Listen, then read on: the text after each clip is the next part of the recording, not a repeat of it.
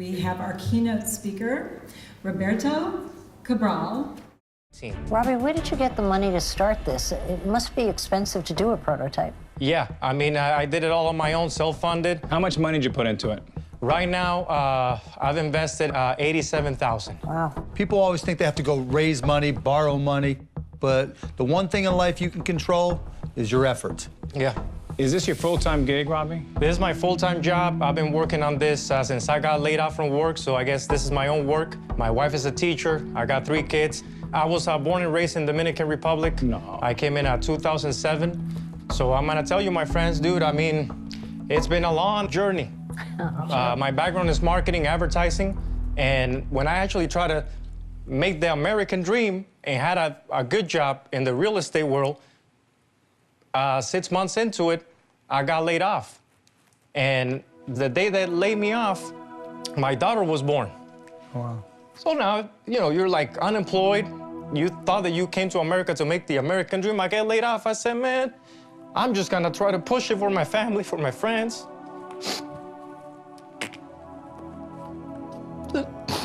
It's just that a lot of people never believe in you, man. A lot of people say to me, like, oh, you're not gonna make it.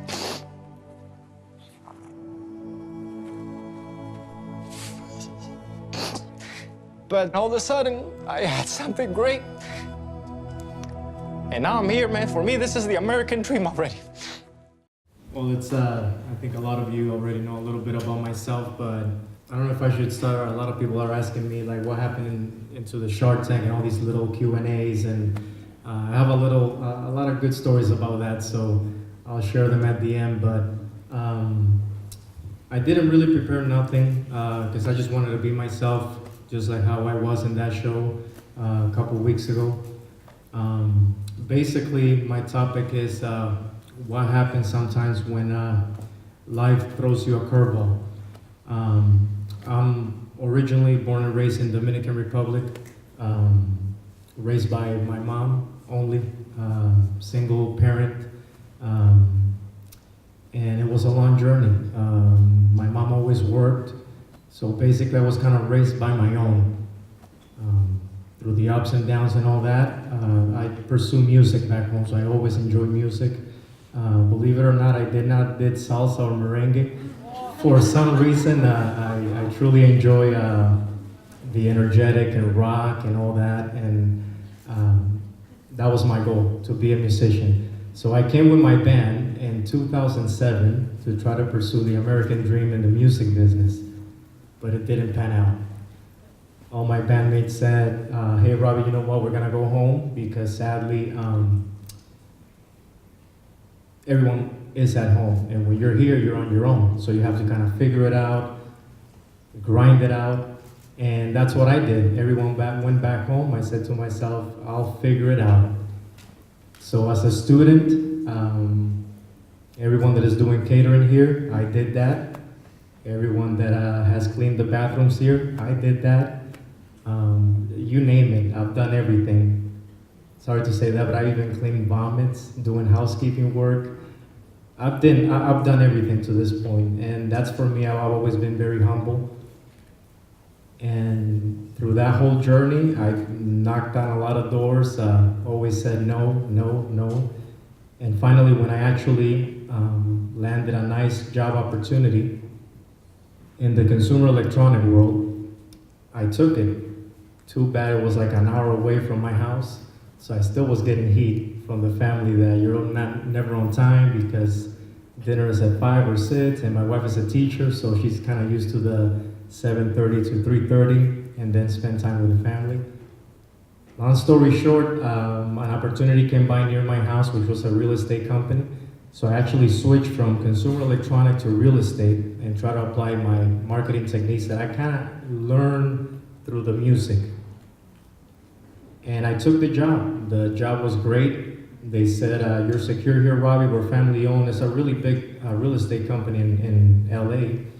So I took a leap of faith, and at the time, my wife was actually pregnant, 4 months pregnant, which is kind of funny because we were like on a back and forth. Should we have another one or not? Because we already have 2, but it happened. So I took the job. And 6 months into it, just like how I kind of explained that a couple weeks ago, I got laid off from work in December. And it wasn't the worst time of the year because it was December 14, 6 months into the work. A couple days before, my wife is already kind of having a little bit of issues because I know the baby's coming. And my boss is telling me, hey, we need to talk. And I'm like, oh crap. This is not looking good. You know, December, you need to talk. You gotta go to the main office. So I'm telling my team, hey guys, you know what? I don't know, something's not right. Like I have to go to the office in December, and they're like, oh no, Robbie, you're all cool. You know, this is all good. Don't worry about it. You're the best. And I'm like, oh well, let's see how it goes. So I went in, and yeah, that was it. I saw her face, and you know, a little bit of tear in her eye, and maybe it wasn't her decision. But she had to make a decision and let me go. And that same day that I was let go, she asked me, what would you do best for the department? And I told her, to tell you the truth, I'm humble for the opportunity. Thank you. Just give my friend next to me that has been working part-time for so long, just give him a full-time job. Because that kid comes in hungry for work, and sadly, you guys don't want to give any opportunity to him. So just give him a full-time job since I'm actually kind of gone. So they actually did that. So to this day, he's still working there full-time, so I'm proud of that. Well, when that happened, I go home, and I'm like, oh crap, no work, nothing. My wife comes home from her family, and I told her the news, and she's like, oh boy. And that same day, at nighttime, Livia, which is my smallest daughter, she's gonna turn 3 now, she was born. Yeah, when that happened, I was like, oh wow, I was like depressed, but I was happy. But again, you know, a month into it, now my wife has to go back to work because she's a teacher. And then I'm kind of like I said earlier, like that movie, Michael Keaton, Mr. Mom. Basically, I got all 3 kids. I'm at home.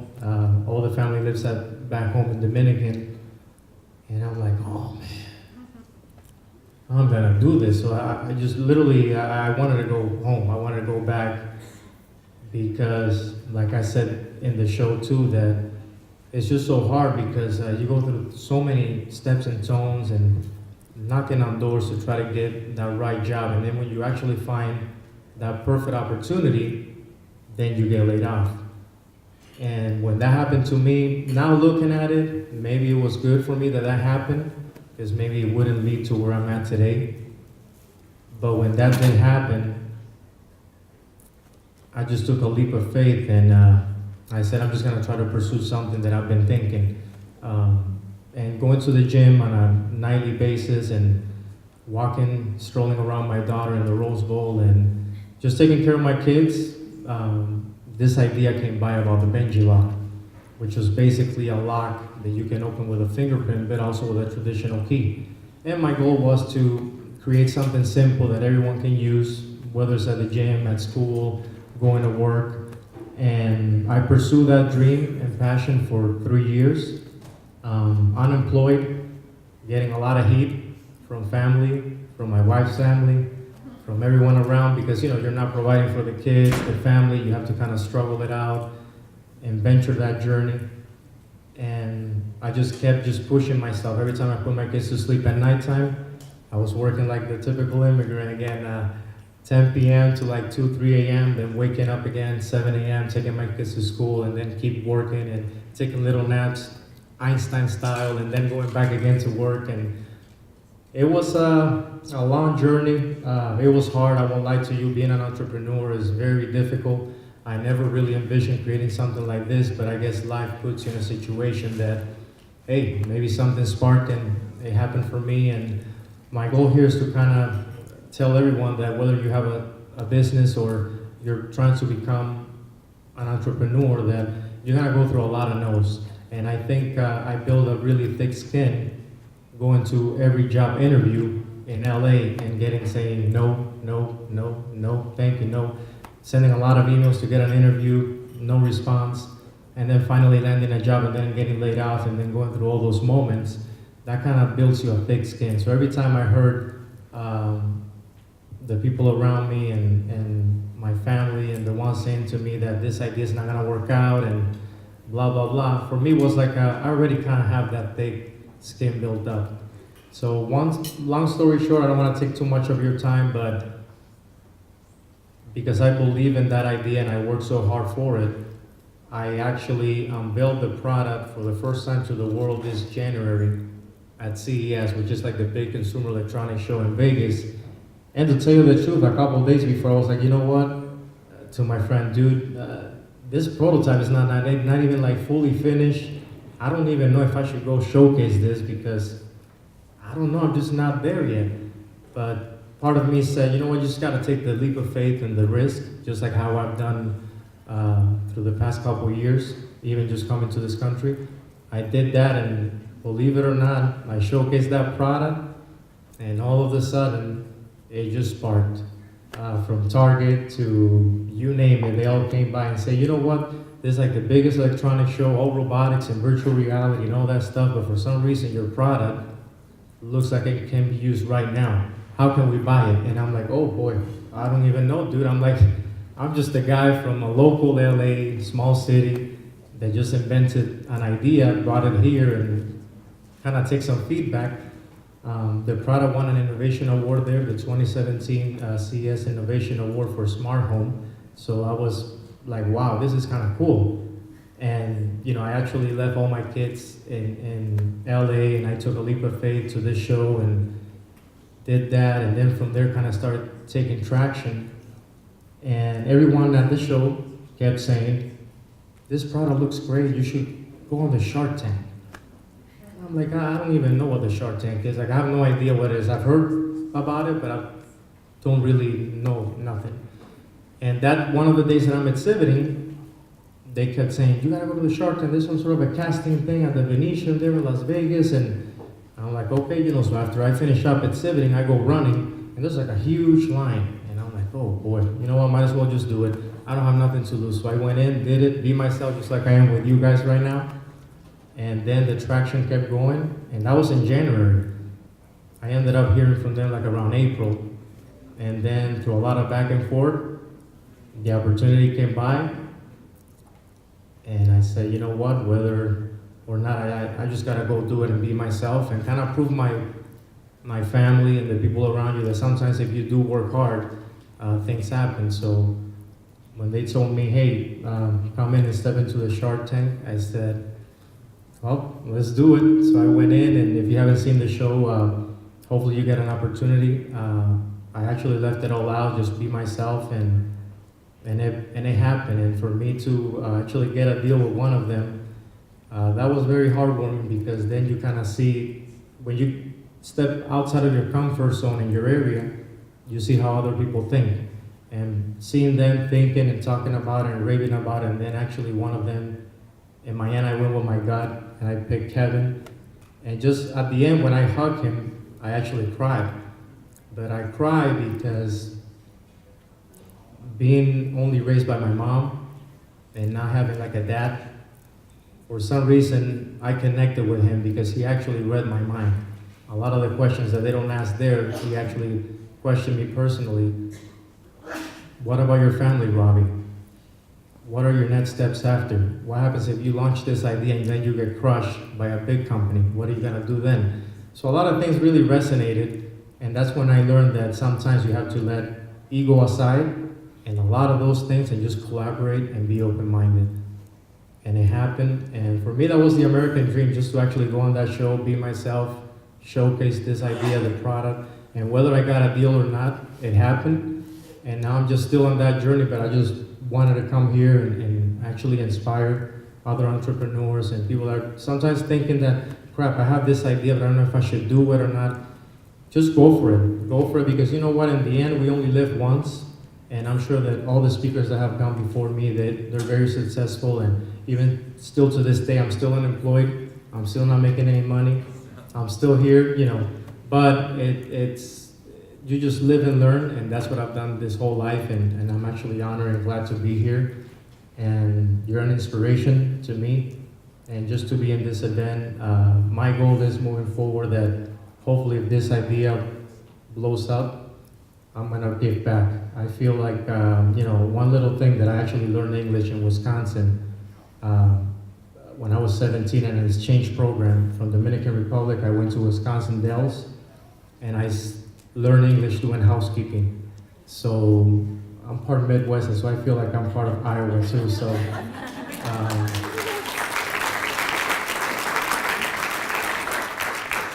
So I'm just honored again. I want to thank you. I'll probably get better at this, but I'm just a normal, regular guy with a normal family that just went through life in hell. And again, I'm very thankful. And to all of you guys there in catering, I used to do that. I used to be there. I used to do all that stuff, dishwasher, everything. And I still do it at home now. So it never ends. It never ends. So I thank you so much. From me to all of you, it's a pleasure to be here, and it's very inspiring to hear all the other stories. So hopefully I can inspire other people more, and again, mentorship is key. I've been blessed to be mentored by a lot of the SCORE and small business in LA, and from other people that have other businesses, and just take that guidance and go with your gut always. So thank you.